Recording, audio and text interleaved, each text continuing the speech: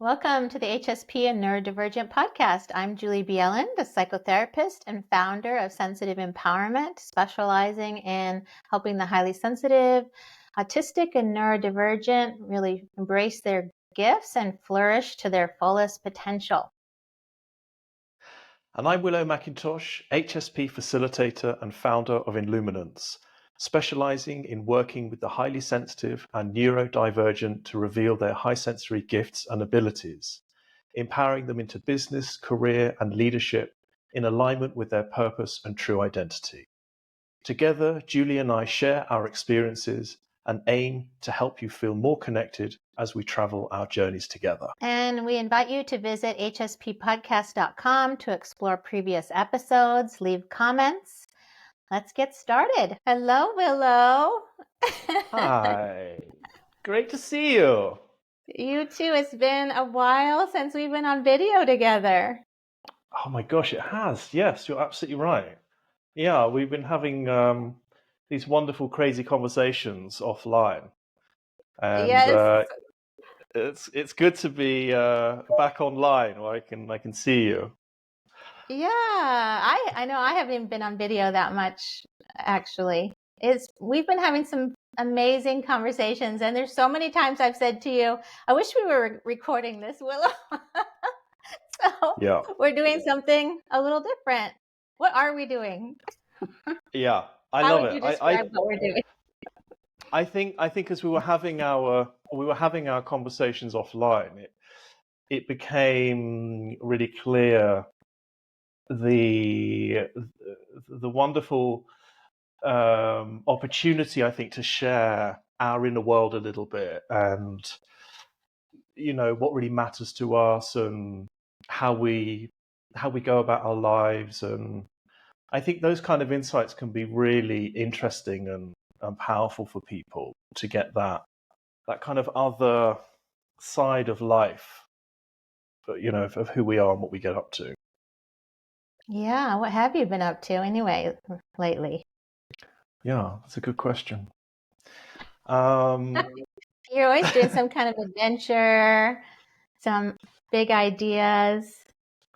Yeah. Do you know what actually was interesting today was last time we were talking about that that energetic process that I was talking about, where I align myself by bringing my awareness down. And today, interestingly, well, actually it happened, I think, the day before yesterday. I was again in meditation, and I had this experience of everything getting really much bigger. I felt my kind of my presence and my sort of my body, my energy field, if you like, take up much more room and space.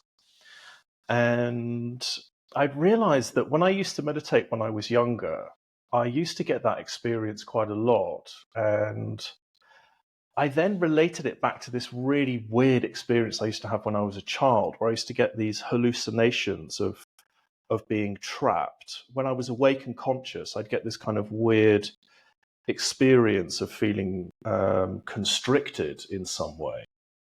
And I realized when I was meditating that I think the reason that happened when I was a kid was because my general kind of experience was constricted when I was growing up, just because of the kind of the nature of my upbringing, which was, not to the fault of anyone.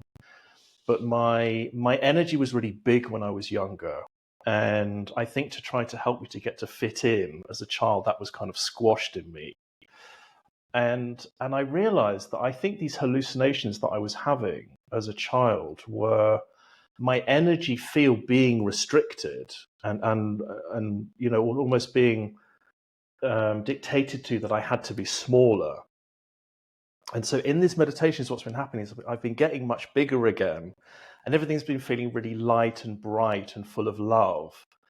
And it was just really interesting to relate back to that weird constricted feeling that I used to have as a child. And I think what it made me realize is the whole piece around being high sensory, being neurodivergent, is that there is this tendency to kind of keep ourselves small and hidden, and so we don't get noticed because we're aware that we're different.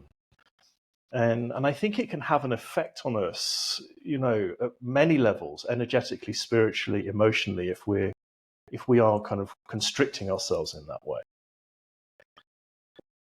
Gosh, that's so true. It's so interesting how we're always having like the same kind of similar experiences at a similar time. And we've been talking about this level of new self-acceptance that we've been having. And I've been so amazed at how much that has shifted my life in so many ways. Like I moved temporarily and decided I would take like a year of total self-discovery, and which meant for the first time in my life, since I'm like an empty nester, I had gone through a really rough patch, as you know, around menopause and empty nest, and kind of during the time of COVID lockdowns and stuff. And my everything, my mental health, my physical health, just everything plummeted. But what ended up happening was just this incredible new insight about myself, as I've been talking about a bit, about learning about being autistic, and then now also doing like assessments for women who are thinking they're autistic. And it is like we're having these same experiences of this release of shame, this release of thinking that we're flawed, like a lifetime really of feeling flawed and having this mental chatter all the time, like, when you're out in the world, like, am I doing it wrong? Do they think something's wrong with me? It's like, and that started since childhood. So it's like, it's been so incredible to give myself this time of total, internal world and internal work, because it's shed that feeling of being flawed. And suddenly there is this new sense of self-love that I haven't had before. I mean, it's certainly, I had parts of it because I had done so much work around this, but having this new part of self-love, and my mental health started to get really good again, which now has led me to feeling like I'm working on my physical health now, which I'm feeling really good about. It's like I needed to create space in my life to do that, to recover from what I'd been through. And it's been really such a fascinating journey, Willow. Like, I feel like we've been having these conversations too around this new kind of insight, this new self-acceptance, self-awareness, and even a sense of talking on deeper levels together, right? Mm-hmm. Yeah, absolutely. Yeah, it has been. Wow. I mean, it's been the same for me, since we had that conversation a few months back about the autism piece, and it was just another massive breakthrough in the awareness that there is so much self-imposed restriction that we put on ourselves because of the trait, and that the release of that has been, it's been the same experience for me as you're describing it. It's almost letting go of an illusion that has felt so real for so many years. That feeling that there's something wrong, when actually so much of the trauma and so much of the the kind of self-judgment it just hasn't needed to be there. It's almost like a magical spell of a magical wizard coming over and saying, hey, guess what, all of that trouble and difficulty that you're experiencing isn't yours, and you can let go of it just like that.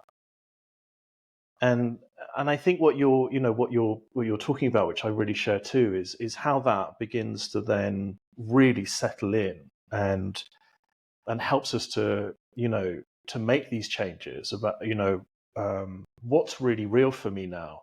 How do I want to be in my health? Where do I want to live? What do I want to do? It just kind of lifts everything off and creates all of this opportunity where there just isn't restriction anymore. There's no judgment, which I think is what's so heavy. Yeah. And there's a release of, we know this about this about this population and even the audience listening to us. It's like there's this supercomputer brain combined with like incredible hearts and kindness and wanting to make the world a better place, wanting to help others. And like what I think is so exciting, like for years, Willow, you and I have talked about this kind of like a mission in a sense that we've had to empower and support but just like kind of help sensitive people connect to that part of themselves that is waiting to be released, waiting to be seen, and use all of those the magic inside because there's access to that now that we're not, because if you walk around in the world thinking that you're flawed and that there's something wrong with you and you're not doing it right, I mean, I feel like that's like taking 90% of our energy to Right. exist like that. And if you now can have that 90% of energy back because you're not filtering through this flawed experience, like it's unstoppable what's possible for each person and for the world. Because if you help 10 people, kind of step into their light, and they help 10 people and they help 10 people, it's like, just imagine the ripple effect of that. I've always talked about, I want to see sensitive people in leadership positions and where laws are made and policies are created. There needs to be a sensitive person in the room all the time, and preferably the one making the choices for the benefit of everybody. And it's like we have stepped into that space ourselves too, in a way, through our own personal journeys. And that's really, I don't know, it's just like, it's almost hard to put it into words, isn't it? Yeah, it is. It is. It is. It's one of the most amazing breakthroughs that I think a person can have in their life. And you could say that about everyone. And yes, I think there's the possibility for all. Well, of course, there is the potential for all people to really let go of whatever's holding them back and to really claim who they are. I think what's so huge for us as highly sensitive people is that there is this, there's this piece that we're carrying. And as you say, if 90% of our awareness is taken up in trying to reject that or trying to be like other people or trying to, the weight that there's something wrong, I think that's the huge piece is we're just we're using our ability to process more deeply to figure out what's wrong with us. And that is exhausting, and it's so heavy to have to do that. And I think I think this shift now is what's possible for us as we start to move forwards over the next coming years. I think this is going to shift more and more, and we are going to start to see people in higher positions, and we're going to start to use the trait as it's intended, because we're gradually going to let go of this the stigma that there's something wrong just because we don't really know enough about the trait. But now we do, and I think if there's any way that you and I can share our experience of this, of what it's like to be free from that, to be living the lives that we're living, and not to have to be concerned about being in a career for the benefit of our parents or for the benefit of society, or that we're living these lives of being by the water and being in the sun and helping the people that we love, and and experiencing this freedom and this joy. I think this is what I hope we can share some of that. That's so nice to think about. I know we've both been really intentional about the way we're living our lives, actually, where we live, who we spend time with, what we do. It's been kind of interesting. What have you gotten out of all those conversations we've had? Yeah, I think You've gotten to know me in a new way, I think, too, right? Yeah, yeah. I think probably because it was funny when we first started doing our podcast together. We didn't know each other, and it was much more professional back then. And I was just being, I suppose, professional, really. But then when we got to talk, it's but then when we got to talk, it was what was so amazing. I think was to meet this beautiful person that you are. This the playfulness of you. Um, hearing all the wonderful things in your childhood and growing up, and just getting to meet this this this kind of joyful person, that I could always sense was there. And when we're having a conversation, there was always that kind of play with us. We've always had that connection. But I think really getting to meet you and hear how you live your life, and getting insights into your gifts, and it's just been amazing to meet you in that way. That's been wonderful for me, where it's really kind of lightened things up.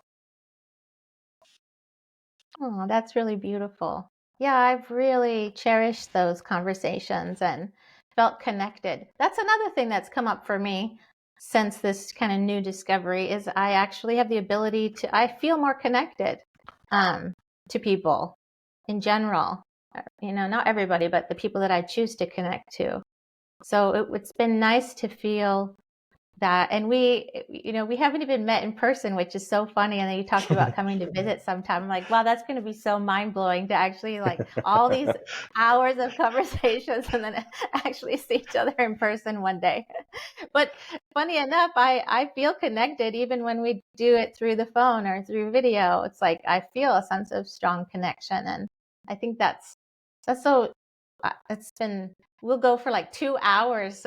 It'll be like 2 hours we've had this conversation. It's been Yeah. pretty fun.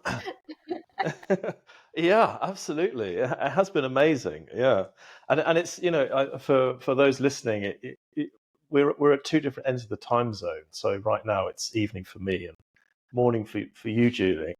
And it is crazy that we've spent all these years chatting and we haven't met yet. It is weird. It's yeah, it's amazing how the connection can be built remotely like that. I mean, it is amazing how that works. And yeah, our conversations, sometimes it is like 2 hours where we're chatting, and I think where how we can really I think where our connection is really strong is how we relate to the way in which we interact with our lives, the things that we care about, and I suppose the amusing ways in which we come across, things in life, the way in which we kind of see the world. I think we see the world similarly, and that I think is a big part of that connection, and how we can just talk. We can go on and talk for 2 hours. Whether it's an interaction with our families or with friends, or our businesses. There's that kind of just that sort of mutual interest, I think, in how we do things and how we get up to things. Because we have that shared mind, right? We have that shared kind of high sensory experience, and it's fascinating to see the world in the way that a high sensory person does see the world. And I think, to have the freedom to be really honest about that, and, to really share the kind of intimate nature of what it's like to be high sensory. I think that is, it's such a gift. And again, I hope that people that listen to these episodes that we create can really start to normalize their experience, and understand the the importance of the way they're seeing the world, and that they're not alone in that. And there can be a lot of play and fun and silliness in the way that we enjoy life. Yeah, you like to hear about all my bird stories. And I have a Yes. new bird story to share. Oh, yes, I'd like to hear that. Yes. There is a baby seagull nest that I've been watching, and now I have seen the baby. So it is so adorable. It's been just so fun to watch this seagull pairing build this nest. It's like on a roof near me, and I've been watching them sit on this nest forever, and I was wondering if there was going to be any babies. So it was very exciting to see little baby head pop out, little fuzzy head pop out. Oh. It brings me so much joy. Oh, that's so sweet. Where is the nest? Is it close to your? It's close to you. Yeah, I can see it from my home. So I actually got these little binoculars so I could see it closer. So I got to see the little head pop out, and it was so sweet. Oh, that's so Had so much. cute. Yeah, and also I love how you're saying sometimes how some birds come over and come and see you when you go out, right? Some of the Yeah. I've got my fish friends and my bird friends every morning. I get up really early. I sleep really early so that I can get up really early because the world is so loud, Willow, yeah. that if I can get outside like right before it's getting light, then it's quiet and it's just me and nature, and I can hear all the birds and the fish come and visit, and it's like you watch the sunrise. And I started kayaking again in the mornings, and it's like it's so peaceful that just this total quiet, because the rest of the day there's like so much construction happening outside and the nearby homes around the water. And I have learned that sound travels over water. So I don't think Right. this is probably like my long-term solution here because it's really loud during the day. But someday I'd like to have that piece of land that's like quiet, but it has water on it. It'd be so nice. Next week, I'm actually going to my oldest son Oliver's college graduation. It's going to be a big, it's a big deal. Like as a mom to see, your child reach these milestones. I'm so proud of him. He's in like computer science, software engineer. And when he went into the field, it was like just booming. I mean, when he started school, it was just booming. And now that he's finishing, it's like there's a big hiring freeze. So I know he'll find his way, though. He will. He will. He will. Yes. Yeah. There's endless opportunities out there that I know will suit him. But how exciting to reach that point in in his life and your life as a mum to be experiencing that. Very exciting. Yeah, but I have to leave home to go do it. Right. I have to drive pretty far and go stay somewhere. I haven't done that for a while. I've been kind of just enjoying my inner world a lot, and just going out once in a while. So it will be a lot to attend a graduation, just like sensory wise and stuff. It's going to be a lot. I always Yeah. joke that his high school graduation was my favorite because it was during COVID and you just drove by. You didn't have to be in the Waved. crowd and the noise. Right. Drove up to the stage. He's the only one that got on the stage. You took some pictures and you drove by. But like graduations are a lot. Right. Yeah, of course. Yeah. How do you like to do that? Do you like to arrive the day before?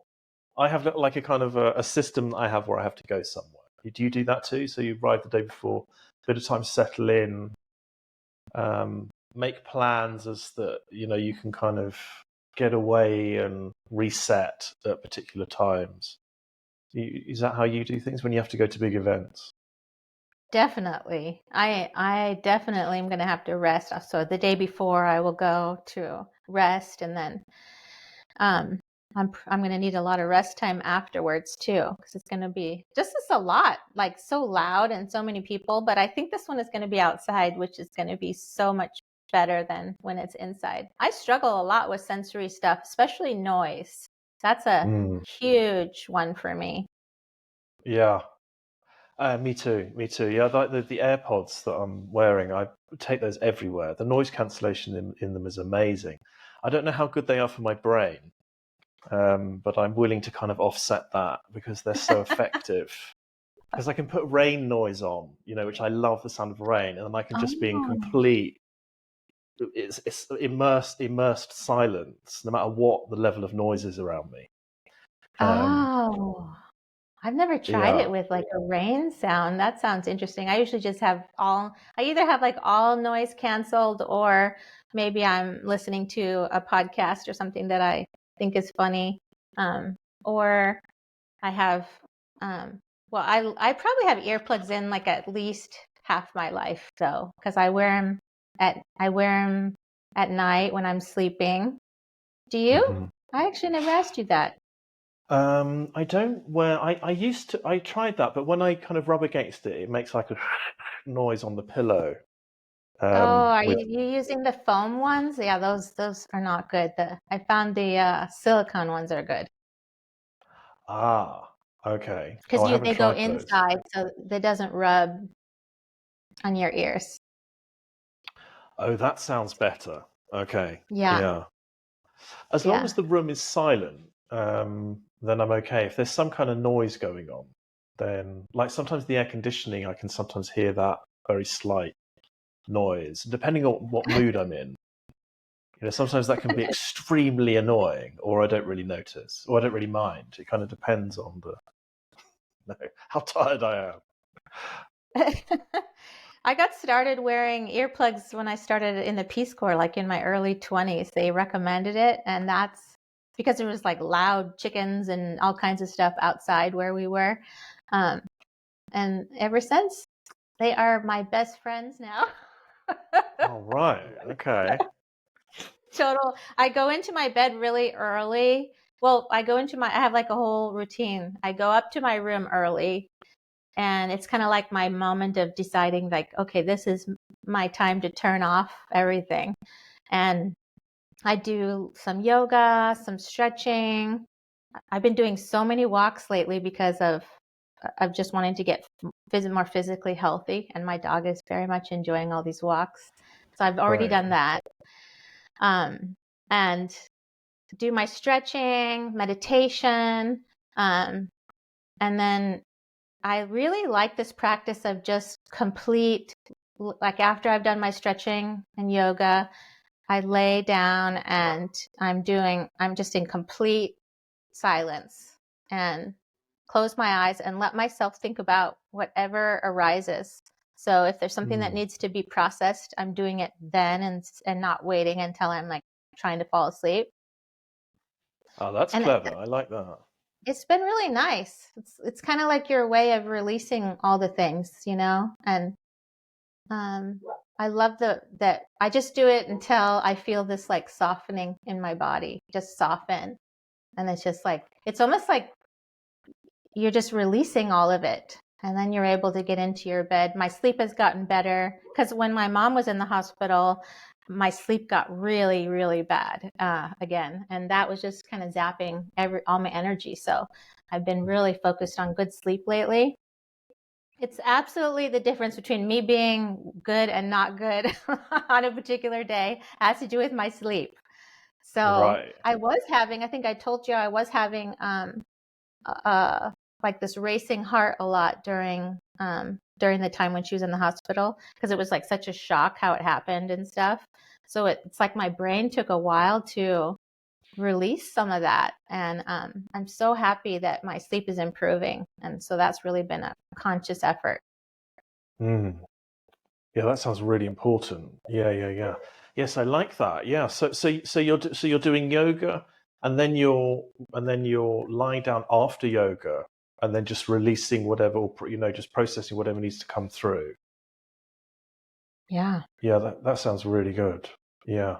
Yes, I know what you mean. Sleep is, yeah, it's a big one. Sleep is pretty elusive for me. I tend to, um, get actually only need quite.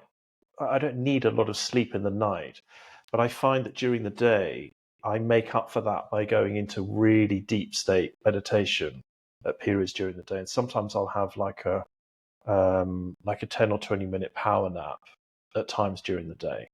But sleeping at night's not easy for me. It's quite a creative time. I like to write at night, um, and also I like to kind of research stuff at night as well. It's not really a still time for me. By the time it gets to kind of early hours in the morning, then I'm tired, and then I tend to sleep through till 6. And then I sleep really heavily, I think, between about 2 in the morning and 6 in the morning. But before that, I'm pretty active,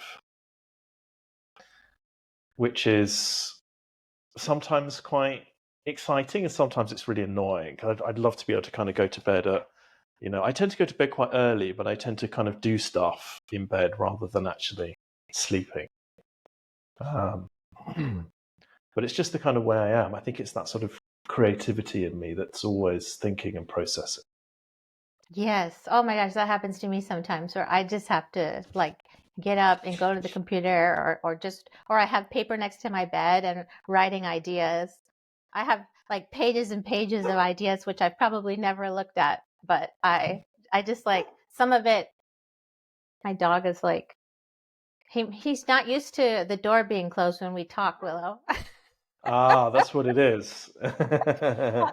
You know, if I have the door open, then he tends to like decide that he wants to leave, and then wants to leave. And if I keep the door open, it inevitably he'll bring some really loud toy into the room. Right. He even had a walk this morning. I don't know, or maybe he's barking at something else. But anyway, Yeah. something that I think it'd be fun to talk a little bit about what we've been working on too. I've been working on. I created a guide. It's like embracing neurodiversity in the workplace.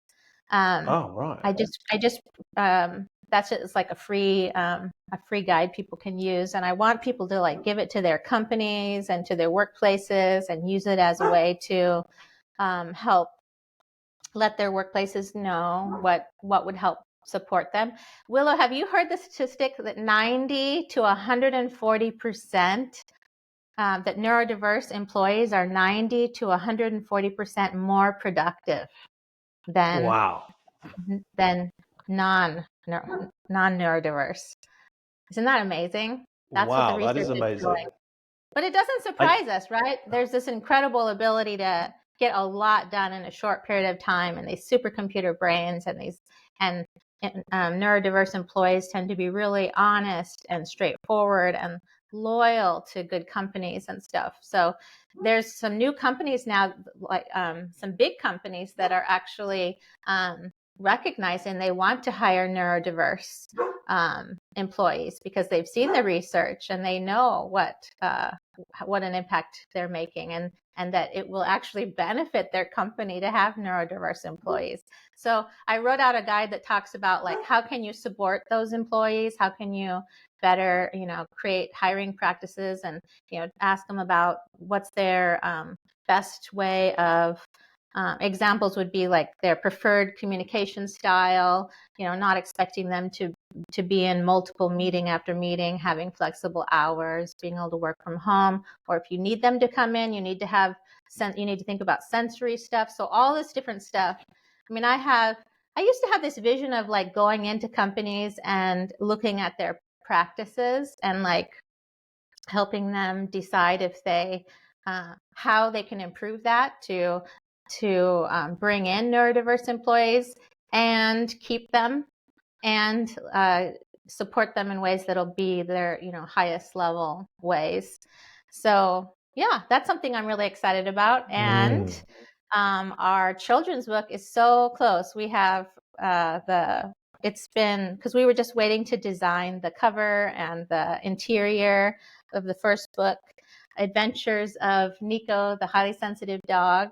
That's Oh, based on my dog Nico, and that's going to be to support sensitive and neurodiverse children, because just like we were talking about earlier, if we started young feeling supported, we also have research about this. If you support a neurodiverse, sensitive child in the right ways at the beginning, then they aren't going to be walking around with feeling flawed. They aren't going to have 90% of their energy go to feeling flawed. They're going to have access to all the best parts of themselves from the beginning. So that's my hope for these books, that we have a series planned, and each book is going to give parents ideas too for supporting, their sensitive and neurodiverse children, and really just hope that kids walk away feeling like they love who they are, and we embrace differences. And I'm so excited about that, because the characters are based on almost all the characters are based on actual animals in my life.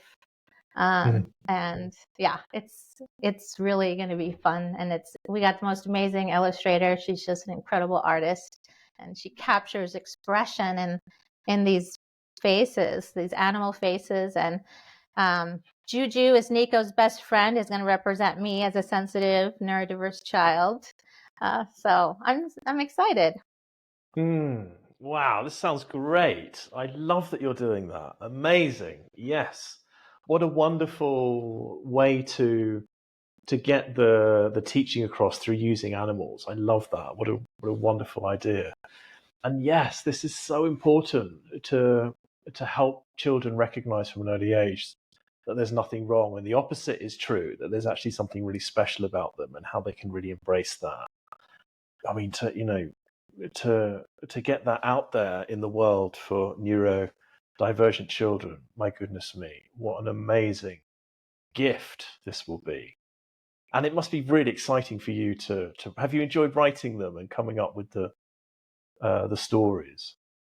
Yes, I am not usually great at collaborations, but Carol is doing it with me, and she is so great. There's something about we are completely opposite to each other in so many ways, and I think that's why it's working, because it's like what I'm bringing to it and what she's bringing to it makes it complete. So she's really good at making it more whimsical, because she did a lot of volunteer work in the library is really knowledgeable about children's books and really passionate about it, and has had a real vision for it. And so she's really able to take a lot of my ideas and create some of the the conversations between the characters. And it's just been I am so proud of it. I think it's such a sweet book, and we're really hoping it ends up in libraries and schools, and that this is a message that gets spread. Maybe we create a TV series out of it one day, kind of like Sesame Street. Yeah. Each character Oh, yeah. has something. We'll see. Yeah, that's a great idea. Yeah, absolutely.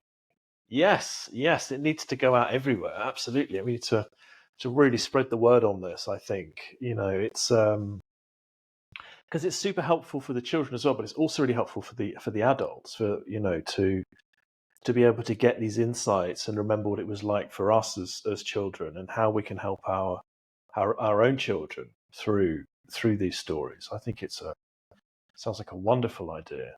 Yeah, very exciting. And yeah, and also I love what you were saying about the work in corporations and offices, again, to provide those insights and guides, so that becomes, again, to normalize that, so people are the non-HSP workforce can understand how the HSP workforce, what their needs are, and how that can really be, how there can be that kind of joint that partnership where they're really benefiting from what the trait really brings. I love that. So your plan is to get that out to So it's interesting what you're saying, that some companies are now aware of the benefits of the neurodivergent employees, right? But your plan is to get out to as many organizations as possible, to make them aware that 25 to 30% of their workforce is likely to have these needs and to have these benefits. Yes. I mean, it's a win-win for everybody because it's like the company's going to do better if they have neurodiverse employees. I mean, that's what the research is showing. And also the neurodiverse employee is, and even things like, we talk about the neurodiversity model being different than the old medical model. Like if we're thinking about neurodiversity, we need neurodiversity just like we need biodiversity in nature. And the new model is telling us that there's not something wrong with how we are. It's just we're different, and it's almost like two different languages. So they've also found that, for example, if you had two autistic people talking, there isn't a problem in their communication. But the problem becomes when there's somebody who is not non-autistic talking to an autistic person. And in the past, we expect the autistic person to make the change in how they communicate, but now we're talking about actually both people need to work on how can we find a solution to understand each other in the middle. And it isn't the autistic person that needs to change, giving anybody, any child that message, any human that message that how they are is wrong, how they are naturally is wrong, is going to create a lifetime of issues, especially mental health issues. We see really high rates of suicide in this population. And much of that has to do with that message that how they are is wrong. So what we're really talking about is how we are is right. And that, that the non-autistic or those that are not neurodiverse need to understand how we communicate. Even things like, even in the guide, I talk about, not having an expectation of small talk, like wanting things to be direct and clear, not expecting someone to understand subtlety and reading between the lines. It's like, can you just clearly say what you need? Can you do it direct and clearly and skip the small talk? There's just things like that would be better. Be able to communicate through email instead of the phone, whatever, things that work for each person. And I think it would be super fun to go into companies or consult with companies and organizations to help them, excel in these areas of supporting, to bring in neurodiverse employees and also support them when they're there, because things are gonna get better if they do. Exactly. Yeah, absolutely. Really, really. Yeah.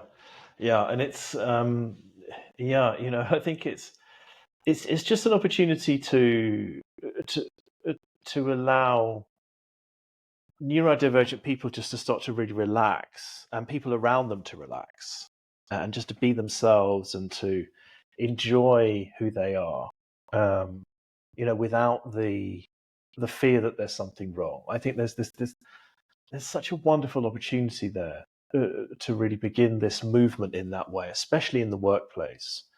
Because it was actually, I was watching the Imitation Game the other day, which is that film about Alan Turing. Have you seen that film? The guy who, it's an amazing film. It's definitely worth watching. Alan Turing, he really invented the computer, but the need arose during the Second World War because the Germans had this machine that was encrypting all the messages that they were sending around, around the strategy of during the war. And the problem was the machine itself had, it was impossible for human beings to crack the encryption to understand the messages that the Germans were sending. And there's this place in England called Bletchley Park, which is where they were working on how to crack this machine. And Alan Turing, who was definitely high-level autistic, and he figured out that there was a way of creating a machine that would be able to crack the code, be able to decrypt these messages essentially. And the film's amazing. It's definitely worth watching. But he had such problems growing up as a kid because he was different. He was bullied as a child, and he had a really, really hard time at school. And as I was watching this, I was thinking to myself, like, why does this happen? Why is that, when someone's different, that they are ostracized? What is it about? Um, what is it about our nature that does that? And when I started to research that, it does actually make sense, because first of all, when something's different, we have this fear that something is different, and that's just a part of our nature. But then, if there is a person, or if there's a person that's different, what actually happens is it starts to threaten the cohesion of the group identity. So in other words, so we now, as human beings, when we have a group identity, there's a great deal of safety, normality within that group identity. And if someone's outside of that and different, then it starts to threaten the identity and the cohesion of that group. So that's why children then tend to ostracize people that appear to be different, which is obviously why neurodivergent children have such a hard time, because the rest of the children can see that they're different. And that's a social construct, that container. That's something that's been created so that everybody has to change who they are to fit into that. And that's something we need to change. I mean, I've been talking to so many autistic women, and many of them having autistic children. And things like, one of the things that we're also saying is, like, if you can get a group, that you do need to be around other sensitive people or other autistic people, to have a sense of that normalization and validation, like in schools and stuff that are doing programs for, LGBTQ plus or neurodiverse groups. When they provide these kinds of things, we're seeing that these kids are feeling a sense of belonging, because they're belonging within a group of people that are similar to, experiencing life in the way that they do. I think that's why I think it's just it's powerful to have communities that you can be in, that make you feel validated for who you are, understood for who you are. Absolutely. Yeah, I completely agree. Yes, I think, yes, there's the importance of HSPs having that experience of being among other HSPs, and realizing that, oh, okay, there is a difference to me, but there's nothing wrong with me. It's just a natural part of the of the humankind, that there's these differences, and I'm a part of this part, and then my friends are part of this part, and there is that difference. I think also there's an interesting opportunity to now create a larger container that actually contains both groups. So similarly to how it's going to happen in the corporate world, where the non-HSPs are going to recognize the benefit of the HSPs, and there's going to be that that partnership and unity that's going to happen. So I think where there is that natural tendency for us to ostracize something that's different, I think what we can now begin to do is help society and children to recognize that even though there is that difference, they're still part of the bigger unit. We're all part of that greater container. So we can kind of work through that, that tendency that we have to push out something that's different. Do you know what I mean? So in other words, we can start to incorporate that it's just like a different species of tree. Yes, I was just thinking that when you said that, because it's like Right. it's like the acceptance we have in nature. It's like, yeah, there's all kinds of amazing differences and beauties and unique things, and it's like there's such a way of adoring and loving that. So like we just need to also do that as humans. Yes, exactly. Yeah, because there isn't a threat. You see, like it makes sense. Like if an alien landed, then we would naturally think, "Whoa, that's weird. We don't understand what that is. Is this creature safe? What kind of microbiomes does it have, and all that kind of stuff." And we have that natural fear. But the thing is, it doesn't make sense for us to see neurodivergent as a threat. It isn't a threat. It's a beautiful part of that diversity, and I think that's what we're working towards now, is that society is going to learn that it's of huge benefit And then the people themselves, us neurodivergent people, can then learn that there's nothing wrong with us and we're not a threat to society. We're a natural part of it. It's old thinking that's now, I think, being updated and very much tied into identity. I think that's what's causing so much misery and and fear and such a high suicide rate. I think is because we're assuming that there's something wrong with us at an identity level, and there's nothing you can do about that. And that's what really led me into creating, in answer to your question, what I've been working on, the identity journey, which is a process that we can go through as HSPs to identify what it feels like when we're out of, or when we're in conflict with our own identity, and how we can then learn to meet and integrate the parts of our HSP identity that actually make us who we are. So we can accept that and embrace that, recognize the importance of it, realize that nature has given us these abilities for a reason. It's not just some weird, condition that we've all developed. It's actually got purpose. And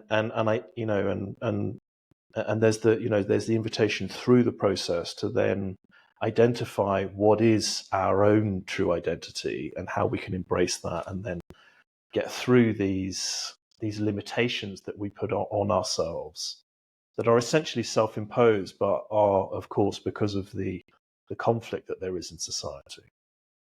It's been amazing as people have been going through that with the shifts that have been happening.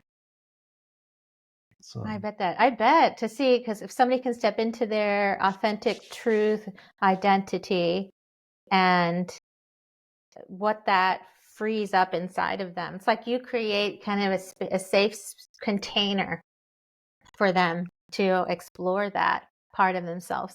I think you're good at doing that.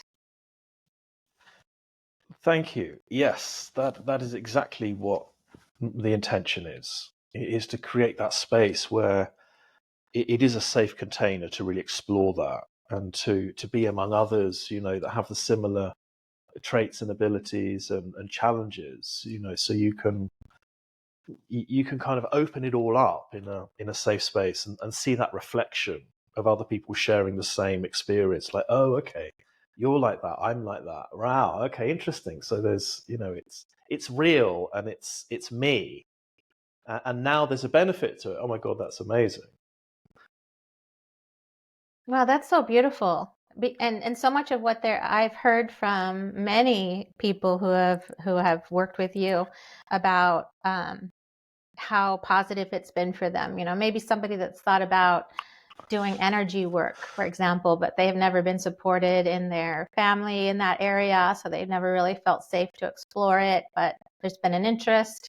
And so like working with you, getting to dive into that part, and then to see them now doing like events around these kinds of things, I think that's so exciting, because then they're like stepping into what they truly want to do, what they're called to do, what they're passionate about, and a part of who they are. Like, you've created a safe space for that, which is such a beautiful thing, Willow. Thank you. Yes, I'm so, it's just amazing to see, what's been happening for people as they've been able to embrace these gifts and abilities, as you say, and what they're doing with it. And I think it's such a huge part of the shift into ownership of who we are, and that shift into claiming our identity by getting really curious about these amazing gifts that we have. The way that we are able to read energy in ourselves and others, and the more high sensory gifts and abilities that we have, and how we can normalize that. Like some of the conversations that you and I have had about our own gifts and abilities, of how we see things, like your abilities with animals, and how you're able to facilitate in the way that you do in your practice. These are all abilities to be able to see deeper into the fabric of a person, of life, of an animal, and and I think when we're sitting on these types of gifts and never talking about it or thinking, God, that's really weird, there must be something wrong with me, or it's only me that can see the world in that way, and therefore HSPs tend to kind of hide all of that and never talk about it. To me, that is, not only is it a massive shame for the rest of the world that can't benefit from those gifts, but also it's so restrictive and painful to sit on and hide these gifts. It's like all within these ourselves. beautiful lights in the world, right? There's like such beautiful lights in people, and we don't want those to be dim. We want them to be, lit up and beautiful. It was so funny when we were talking before. You said something about how I like went into this ability to kind of like just read you when we were having these conversations. And I love so many of the ways that you describe things. Like I'm always like writing things like, oh, I like that. I'm going to write that down. This was fun, Willow. Is there anything else that you wanted to share today? We're getting at time, I think. Yeah, I think we've covered some great pieces. It is. I think if there's anything that the invitation, I think, is as an HSP neurodivergent listening to this is to give yourself the opportunity to talk about these parts of you, to normalize these things, to get together in one of our communities, to be able to get the support that you need, I think, to really start to embrace these amazing parts of who you are. Because, if we're sitting on our light and we're not sharing it, then in a sense, we're kind of hiding the greater purpose of the trait in the world. And I think that's what is really coming now. That's the opportunity that we have to really bring forward the purpose of this 25-30% of the population. And to really enjoy and experience that in ourselves. Yeah, that's so beautiful. And let's give some information about how people can find some of the stuff that we've talked about. And I'm going to put all this in the show notes as well. So you can get a link to my free guide that I talked about, the Embracing Neurodiversity in the Workplace, information about the children's book that's coming out, information about joining my sensitive empowerment community, things like that. And you can go to sensitiveconnection.com to get to my website. It's juliebjelland.com, but a lot of people don't know how to spell that. So that's why I have the alternative one. How about you, Willow? What link do you want to give for your identity program and anything else? Yes, so I have the same thing going on, as you know, being the founder of Illuminance. Most people think I'm saying Illuminance, but it's not Illuminance. It's actually in luminance, as being in light, or being in luminance. So therefore, I have another easy to remember link, which is highsensoryintelligence.com, and that will open up the In Luminance website, and then you can